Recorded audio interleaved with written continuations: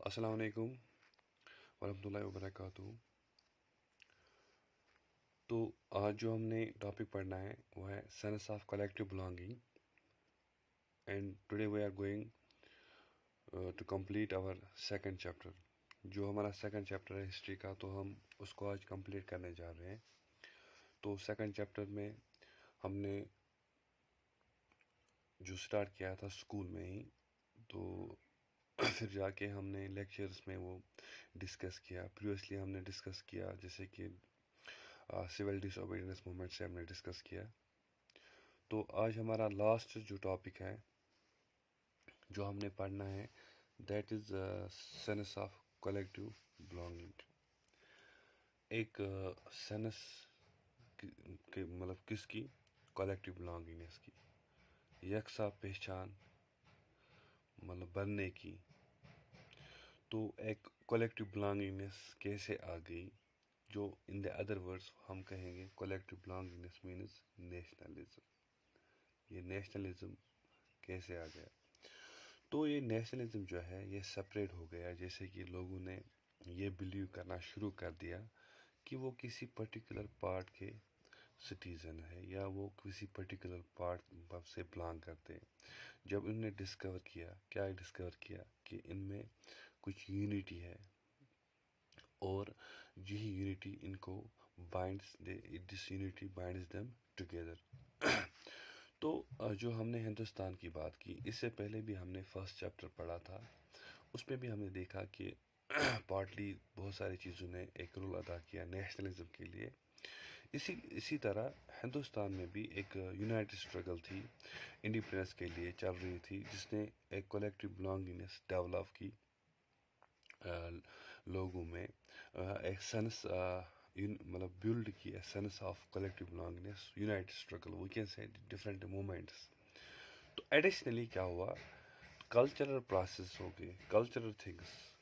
Things also create a sense among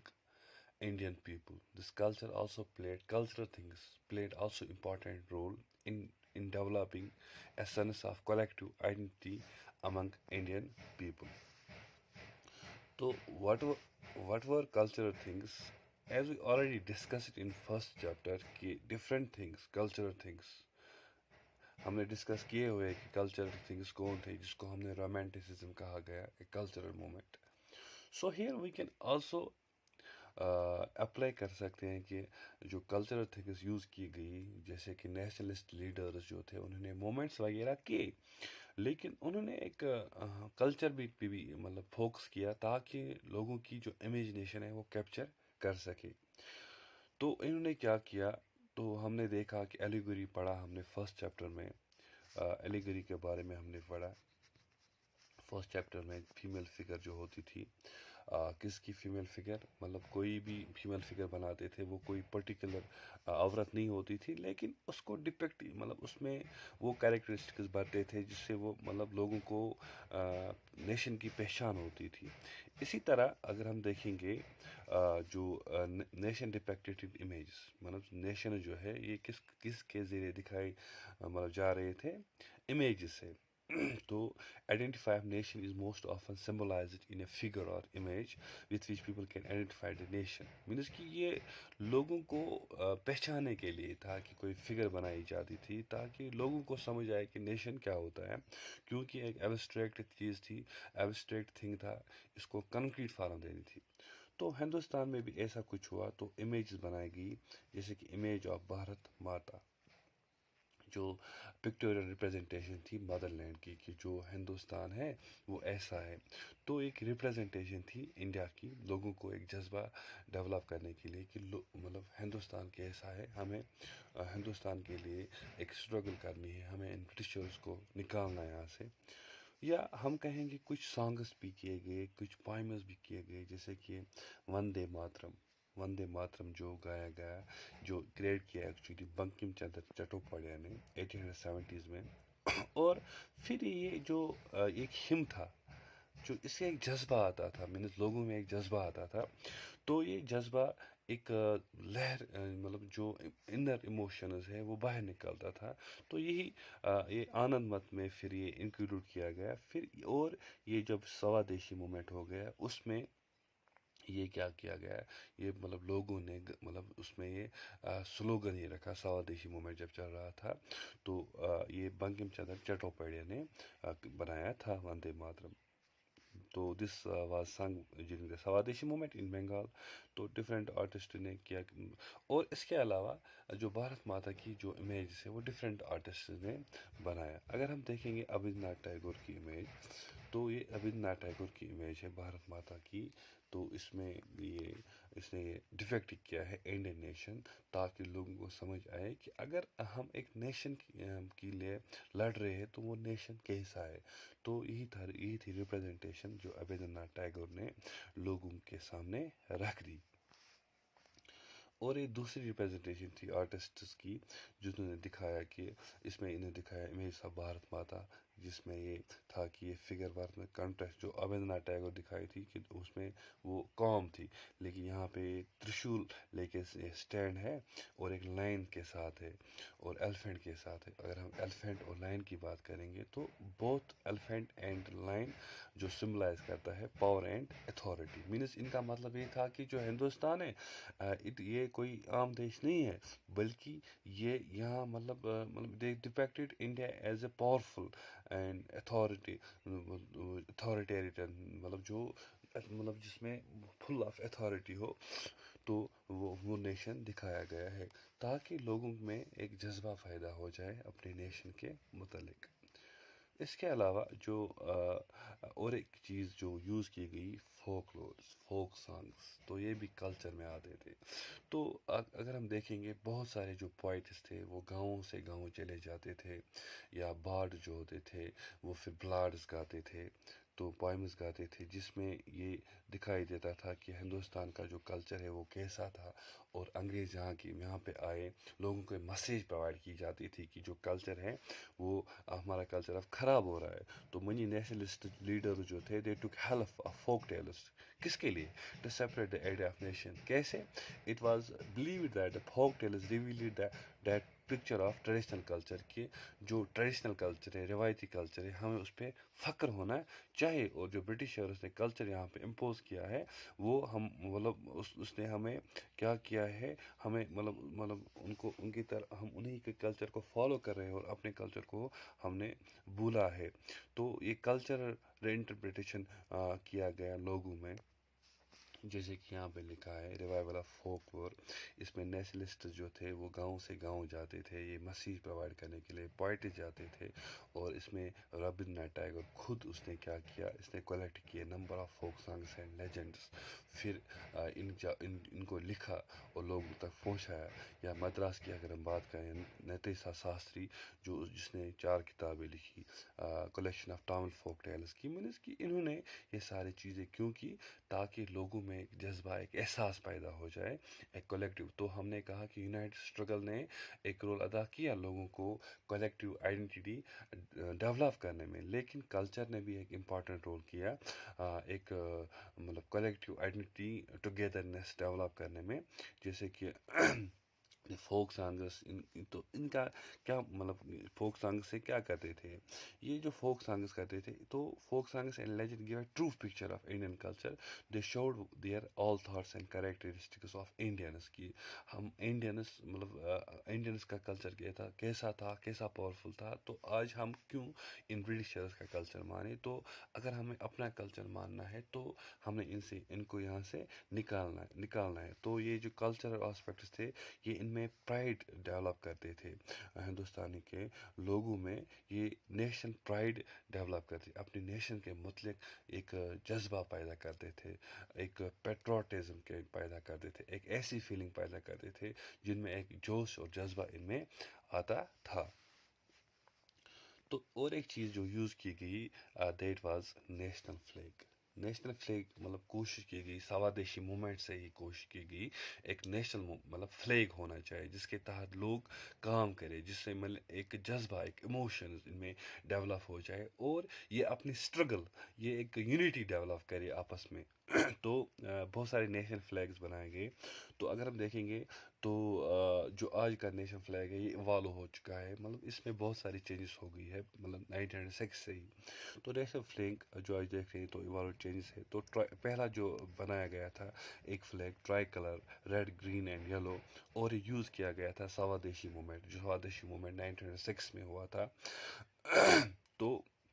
اس میں کیا تھا 8 لوٹسز تھے اور 8 لوٹسز اور مطلب جو ڈپیکٹ کرتے تھے 8 پروونس آف برٹش انڈیا اور ایک کریسنٹ مون بھی تھی اس پہ جس پہ وہ ریپرزینٹ کرتا تھا ہندوز اینڈ مسلمز مطلب crescent moon on the flag which represent Hindus and Muslims تو پھر جا کے گاندھی جی نے ایک فلیگ بنایا سوراج فلیگ 1921 میں یہ بھی ٹرائی کلر کا تھا ریڈ گرین اینڈ وائٹ اور اس میں کے بیچ میں ایک چرخہ تھا جو مطلب جو چرخہ مینز ویل جو ویل تھا میں آپ کو دکھاؤں گا تو دس is the ایوالویشن of Indian flag تو پہلے کیسے تھا تو جو ہم نے ابھی کہا کہ جو گاندھی جی نے یہ بنایا تھا یہ سوادیشی موومنٹ میں جو یہ فلیگ استعمال کیا گیا تھا یا ہم دیکھیں گے اور یہاں پہ ہم دیکھیں گے تو دس از گاندین فلیگ جو سوادیشی موومنٹ کا فلیگ تھا وہ یہ ہے جو 1931 میں فلیگ بنایا تھا وہ یہ ہے اور فائنلی یہ فلیگ آج ہے تو یہ فلیگ بنانے کا تو نیشنلسٹ لیڈر کو سمجھ آ گیا کہ لوگوں کے جذبے پہ کام کرنا ہے ان کے انر فیلنگ پہ کام کرنا ہے تو they also stressed on the cultural things to create a feeling regarding towards the nation اس کے علاوہ کیا کیا گیا جو ایک جذبہ پیدا کرنے کے لیے reinterpretation of history rediscover of history اس کا مطلب یہ کیا ہے اس کا مطلب یہ ہے کہ ری انٹرپریٹیشن ہے ری ڈسکوری آف ہسٹری کے بہت سارے جو انڈینس تھے انہوں نے وہ کہتے تھے کہ جو وہ مانتے تھے کہ جو برٹش ہے انہوں نے ایک ہندوستانی ہسٹری کو ایک مطلب نئی مطلب ان کو مطلب اس کی میننگ ہی چینج کی لوگوں کو اس پہ مطلب وہ لوگوں کو ہندوستان کی ہسٹری مطلب پتہ ہی نہیں ہے کیونکہ برٹشرس نے ایک نئی انٹرپریٹیشن دی ہے انڈین ہسٹری کو تو ان کا ماننا تھا کہ یہ ضروری ہے کہ ہندوستان کی جو ہسٹری ہے اس کو انٹرپریٹ کیا جائے اس کو اکارڈنگ ٹو انڈین مطلب اس پرسپیکٹو سے کیا کیا جائے وہ انٹرپریٹ کیا جائے تو تاکہ لوگوں کو اپنے ہسٹری پہ فخر ہو جائے اور یہ چاہتے تھے دے وانٹ ٹو گلوریفائی کیا چاہتے تھے they want to glorify the rich past of India so that Indians could feel proud of their history کیونکہ جو برٹشرس نے انہوں نے ہندوستانیوں کو کیا کہا تھا کہ آپ پرمیٹیو ہو آپ انکیپیبل ہو تو جو ڈفرینٹ جو انٹرپریٹیشن رسک ڈسکوری ہو گئی ہسٹری کی جس میں لوگوں کو احساس دلایا گیا کہ ہم غلام نہیں تھے ایک وقت ہم مطلب ہم ایسے تھے کہ ہم پورے ورلڈ میں مطلب ورلڈ سے ٹریڈ کرتے تھے ہم پورے ورلڈ میں ڈیولپڈ تھے تو اسی چیز کا ایک ڈیولپمنٹ ہوا اس دوران تاکہ لوگوں کو ایک جذبہ پیدا ہو جائے ان برٹشرز کے خلاف لڑنے کے لیے ان کو یہ مطلب ان میں یہ ایموشنز جاگے کہ ہماری جو ہسٹری ہے دیٹ از آلسو پاورفل یا ہم ایسے کہہ سکتے ہیں they were used rediscovery of Indian past means کہ جو برٹش جو ہے یہ انڈینس کو بیکورڈ سمجھتے تھے پرمیٹو سمجھتے تھے اور یہ ان کو انڈینس کو not capable of ruling themselves means this is the interpretation of British کہ انہوں نے ان کو کہا کہ مطلب جو انہوں نے انٹرپریٹیشن کی انڈین ہسٹری کی جس میں یہ کہتے تھے کہ جو برٹش ہے وہ برٹش جو انڈینس ہے وہ بیکورڈ ہے وہ پرمیٹو ہے تو وہ کیپیبل نہیں ہے اپنے آپ پہ رول کرنا تو 19th سینچری میں بہت سارے جو ایسے کوشش یہ کی گئی کہ انڈین ہسٹری کو ڈسکور کرنے کی کوشش کی جس میں ہندوستان کے سامنے انڈیاز گریٹ اچیومنٹس لائے اور اس سے کیا ہوا ریڈسکور کیا گیا اچیومنٹس ہندوستانیوں میں، چاہے وہ آرٹ میں تھی، چاہے آرکیٹیکچرز میں تھی، چاہے سائنس میں تھی، چاہے میتھمیٹکس میں تھی، چاہے ریلیجن میں تھی، چاہے culture, law, philosophy, craft and trade, means کہ ڈفرینٹ پیپل برنگ فورتھ کیا لایا کہ ونس اپان اے ٹائم جو ہے انڈین ہسٹری تھی یہ کلرفل تھی، لیکن جب برٹشرس یہاں پہ آئے انہوں نے کیا کیا، اس کلرفل ہسٹری کو کا خاتمہ کیا یہاں پہ، اور ہمیں سبڈو کیا، اور ہمیں کیا کیا، ہمیں غلام بنایا۔ تو اس میں انہوں نے کیا کیا، تو knowledge about great achievements of Indians created national pride, self confidence, patriotism among the Indians, and they were ready to fight against whom? To fight against foreigners, means Britishers. تو دس واز آل اباؤٹ جو second chapter تھا وہ ہم نے ختم کیا۔ تو اس second chapter میں آپ نے کنکلوژن میں یاد رکھنا ہے کہ تو کوشش یہ کی گئی، ایک کانگریس پارٹی تھی جس نے کوشش کی کہ ڈفرینٹ جو سیکشنز آف لوگ ہیں وہ جوائن ہو، اور ایک انفلوئنشل لیڈر تھا مہاتما گاندھی جس نے بھی کوشش کی تھی کہ ڈفرینٹ جو سیکٹرس ہے، کلاسز ہے، ان کو ایک یونائٹ اسٹرگل میں جوڑے، تاکہ جو یہ کامن انمی ہے، کامن انمی مطلب کو یہاں سے نکال کے باہر پھینک دے۔ تو اس میں ہم نے دیکھا کہ جو ڈفرینٹ مومنٹس ہوئے تو سارے لوگوں نے ایک ہی پرسپیکٹو سے پارٹیسپیٹ نہیں کیا، کبھی یونٹی بروک ہوتی تھی، یا ہم نے کبھی یونٹی ہوتی تھی یا کبھی یونٹی بروک ہوتی تھی، تو ڈفرینٹ پرسپیکٹو سے ہندوستانیوں نے برٹش گورنمنٹ، کالونیل گورنمنٹ سے مطلب ہم کہہ رہے ہیں کہ انہوں نے اس کے اگینسٹ کیا۔ تو تو دیر واز تو ہم نے یاد رکھنا ہے کہ کانگریس چاہتی تھی کہ ڈفرینٹ سیکشنز آف گروپس وہ ایک ہی امبریلا کے تحت آئے، یا گاندھی چاہتے تھے کہ ڈفرینٹ سیکشنز آف لوگ جو ہے وہ ایک ہی امبریلا تک انڈر آئے، تاکہ جو یہ ان کا رول ہے یہاں سے ختم ہو جائے۔ تو ایٹ لاسٹ جو یہ جو مومنٹ تھا، اسٹرگل تھی، تو 1947 میں انڈیا کو پھر لاسٹ میں انڈیپینڈنس مل گئی، تو اور ہندوستان ایک نیشن بن گیا، یا ہم کہیں گے unification of India, complete unification of India وہ کب ہوگی؟ 1947، اور ہندوستان ایک پرفیکٹ ایک نیشن بن گیا۔ Thank you so much.